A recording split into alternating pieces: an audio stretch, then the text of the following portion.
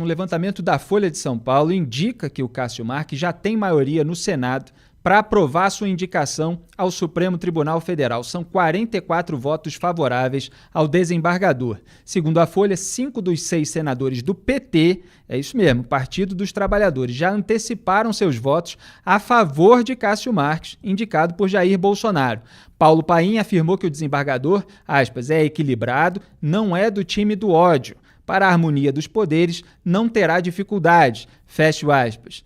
Esse time do ódio, né, é muitas vezes, como os petistas dizem, sobre aqueles que querem que o combate à corrupção avance.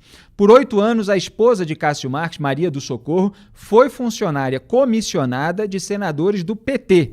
Jacques Wagner também celebrou a indicação, Jacques Wagner, petista. E o Fernando Collor, ex-presidente da República empichado, afirmou o seguinte, aspas, é experimentado, um nordestino, e o Supremo precisa de melhor distribuição geográfica, fecho aspas. Tá todo mundo junto aí, Mário Sabino, começo por você aqui no estúdio, petistas, Collor, pessoal encalacrado com a justiça, né? A gente mostrou como o Centrão também gosta do Cássio Marques. Tem aí, aliás, o print, produção, do Ciro Nogueira, que faz lobby pela indicação do Cássio Marques ao Supremo Tribunal Federal, ou ao STJ, que era a ambição anterior, desde meados de 2019. Vocês estão vendo aí na tela uma notícia que é do GP1, né, lá do Piauí, junho de 2019. Ciro Nogueira acredita que Cássio Nunes Marques vai chegar ao STF. Aí tem lá a declaração dele, olha, entre aspas, nosso Cássio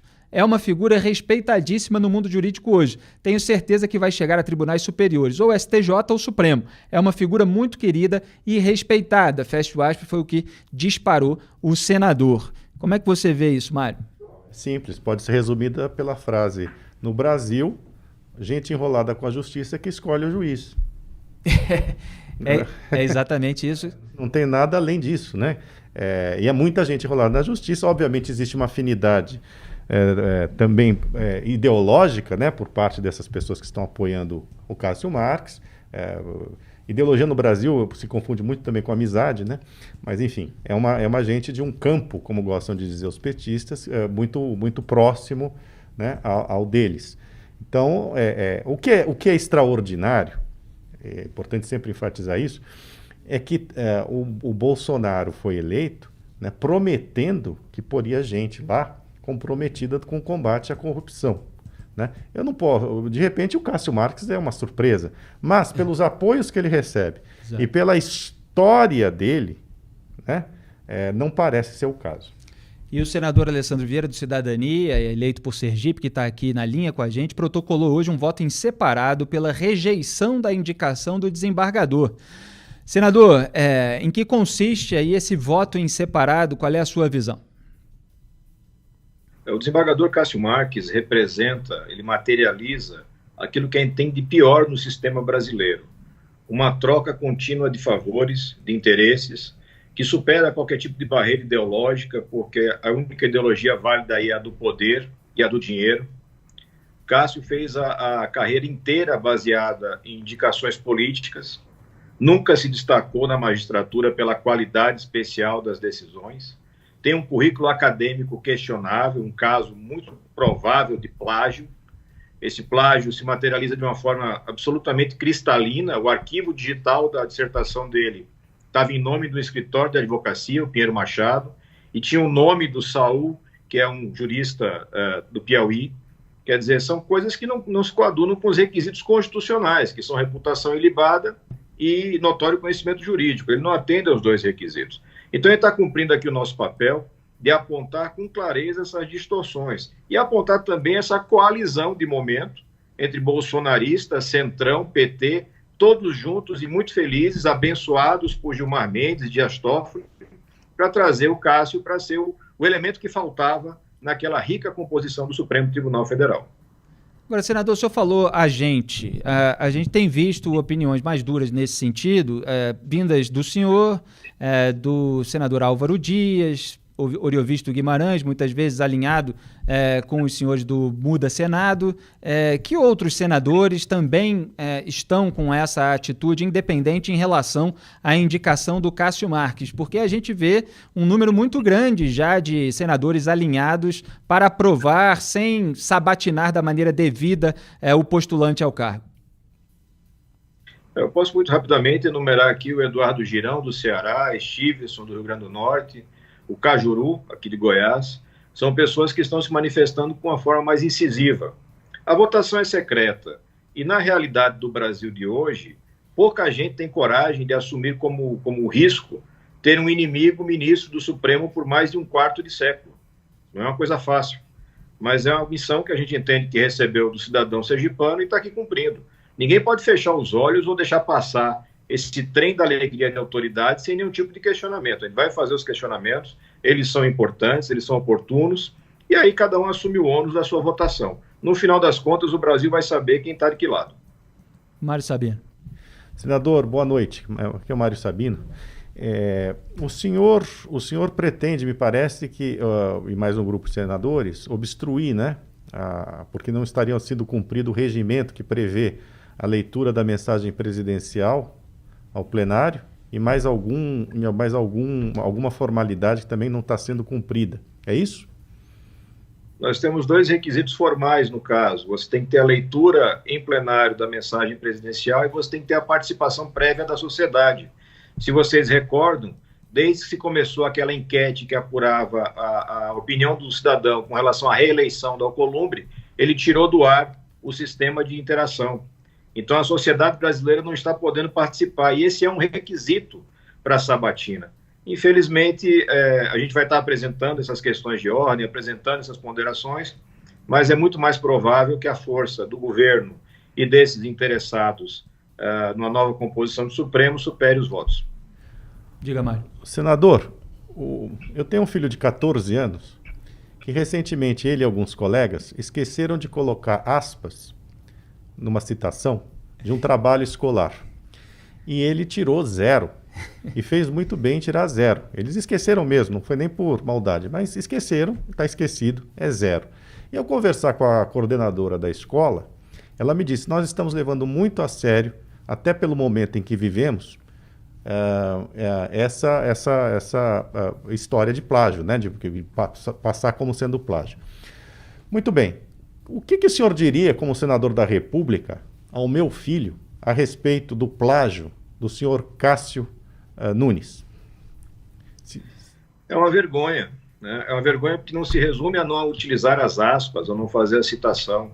Você imagina se seu filho entrega uma prova onde consta o nome do outro colega, onde consta que veio de uma outra escola, por exemplo, preenchido por um professor. Esse é o tamanho do problema que a gente tem no tocante ao currículo acadêmico do Cássio. Mais ainda, você tem a questão das amizades, da proximidade excessiva. Não é natural do magistrado confraternizar com investigados. Não é isso que se espera, não é republicano. Mas, infelizmente, o Brasil vive um momento muito complicado, porque uma dose muito grande da esperança que foi depositada nas urnas em 2018 está sendo desperdiçada.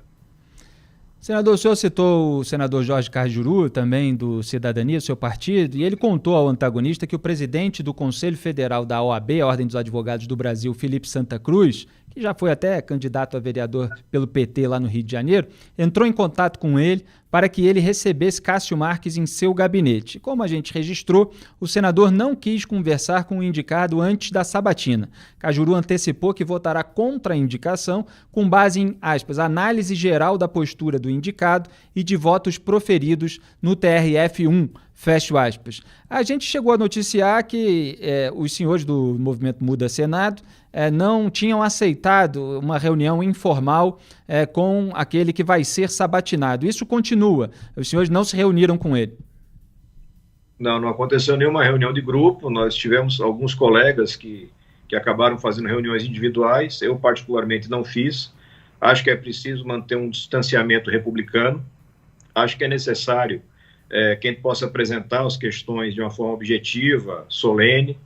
Cássio tem que explicar, por exemplo, por que ele tem 25 representações junto ao CNJ por morosidade, porque esse é o indicado que está indo para o Supremo, um cidadão que é representado por lentidão no trabalho, um cidadão que tem suspeitas fortíssimas de plágio, um cidadão que se confraterniza com investigados. Esse é o perfil. Mário. Senador, o desembargador Cássio Nunes, ele é oriundo do Quinto Constitucional, mais conhecido também como o Quinto dos Infernos, né?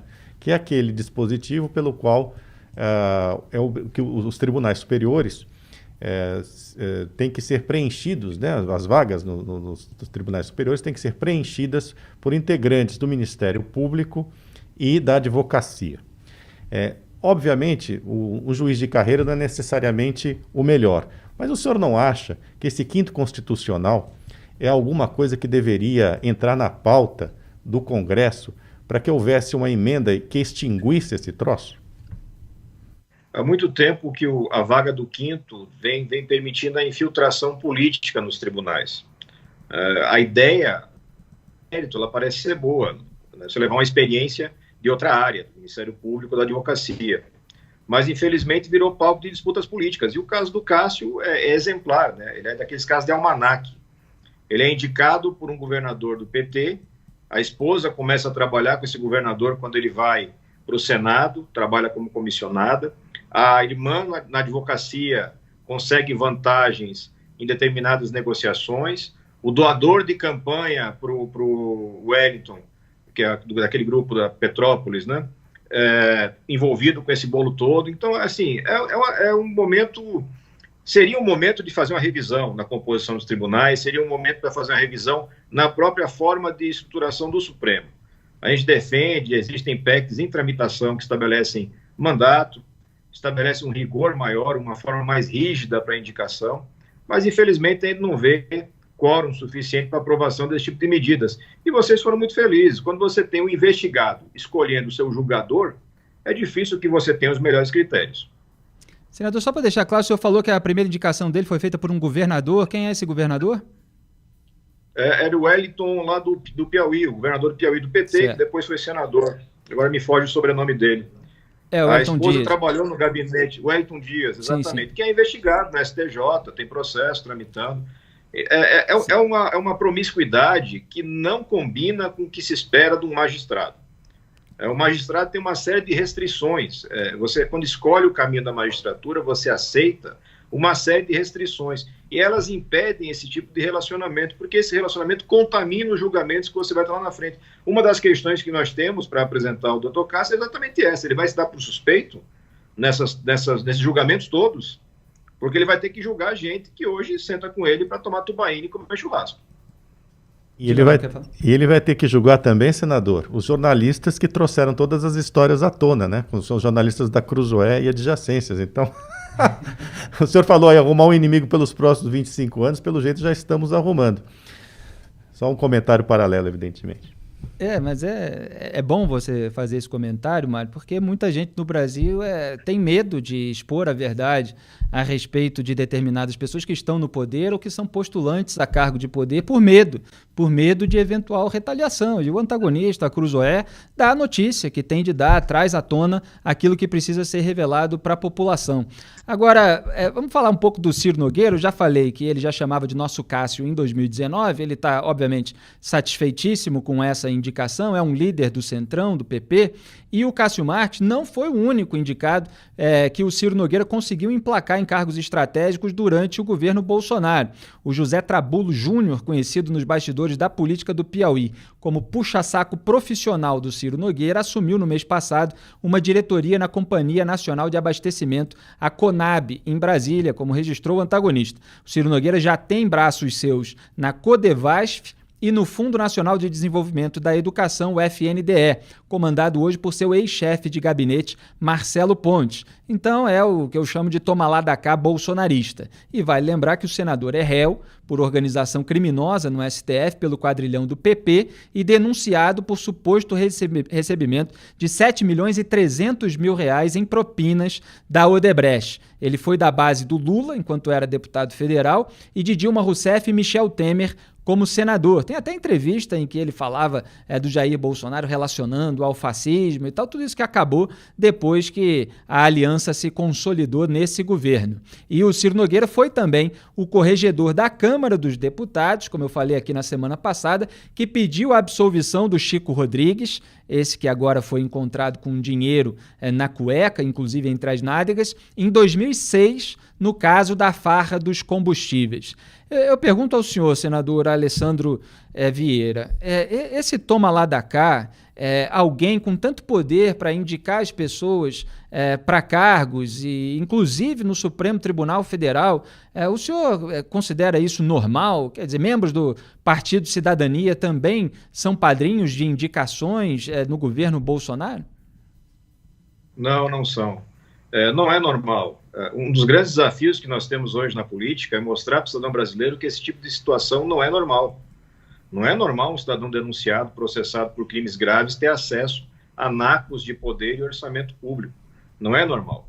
A gente está vivendo hoje em Brasília quase que uma caminhada de zumbis. Tem uma turma que estava desativada, ficou desativada um ano e pouco, e que agora voltou à tona com a corda toda.